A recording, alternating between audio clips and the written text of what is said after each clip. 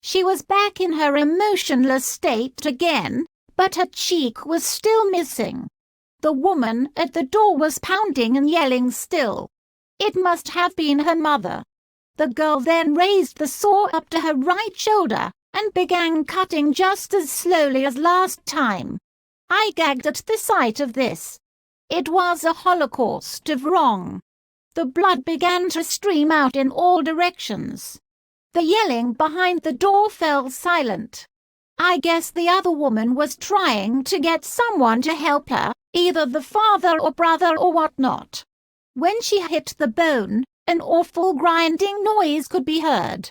I covered my ears, but I could still hear it vividly through my hands. I noticed that a piece of her muscle got stuck on one of the steel teeth of the saw. This cut ended a lot faster than before, and the next cut was the same thing except the color from her face was draining, and her pain-ridden screams became quickly weaker. Her clothing was completely red with blood on the right side. Then she became emotionless again. Oh God, what is she going to cut off next? The mother returned with what sounded like 2 other people, and they were all yelling in the same language as before. She raised the saw and began cutting the right side of her head off. Loud thuds were sounding at the door. They were trying to knock it down. She continued to work her way down, with blood going in all sorts of directions. The thuds still repeated themselves on the door. I was mostly confused as to how she kept going, even after she went through her brain with the saw. Her right eye rolled into the back of her head. Blood began leaking out of it. She eventually made it to the top of her mouth, where she hacked her way through bones and teeth. It was the single worst sound I have ever heard in my entire life. I still hear it in the back of my head some days. The thuds continued, and deep in the back of my mind I hoped they wouldn't be able to break the door down so they wouldn't have to see such an awful sight.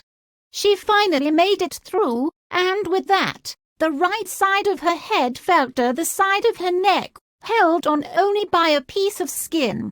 I remember the chilling sound of her jaw being unhinged when it was tugged violently by the force of the top half of her head. She put the saw down to her side, the cut ended, and in the next cut, she simply fell face down onto the desk. Half her brain fell out onto the desk on impact, and her eye popped out of its socket.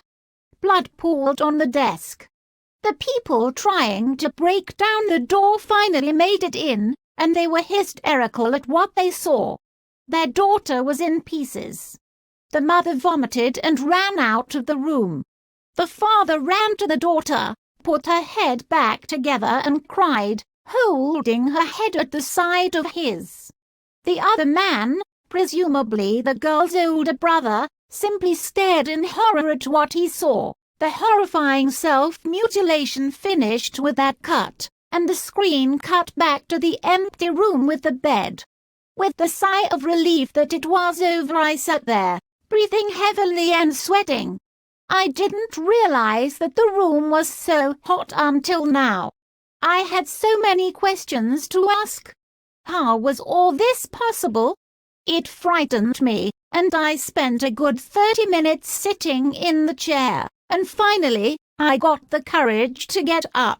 I looked back at the laptop for what I hoped was the last time. The room with the bed glared on the screen. Then, it cut to something else.